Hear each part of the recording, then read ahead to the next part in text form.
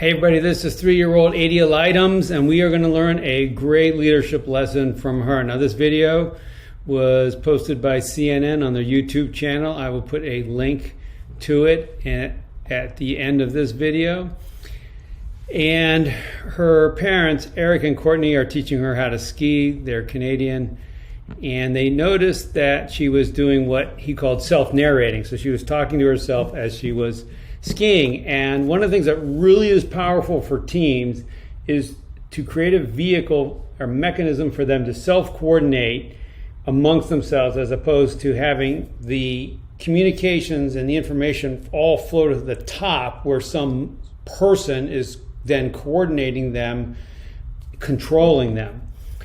And think out loud was our mechanism for that. And what she is doing is the self-narration is a perfect example. You're going to see what she sees, what she's doing, what she's feeling, and it's awesome. Let's take a quick look.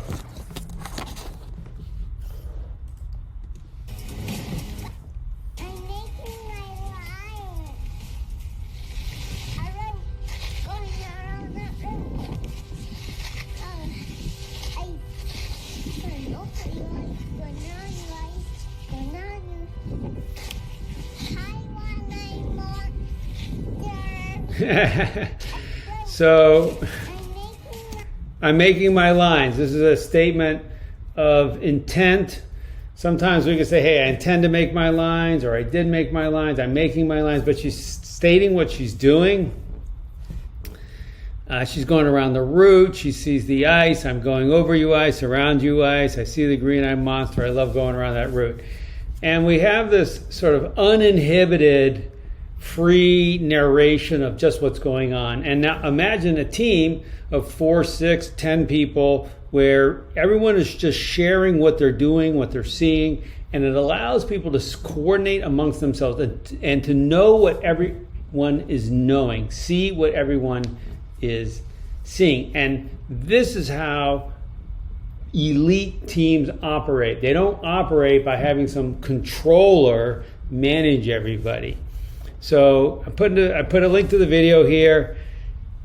The whole thing's great. You should definitely watch it for fun. Thank you to Eric and Courtney for giving this video to CNN. It wasn't quite the point of the video. I got it, but it's a great leadership lesson. And thanks, Adia, for your joyous self-narration. I'm David Marquet. That's your Feedback Friday Leadership Nudge.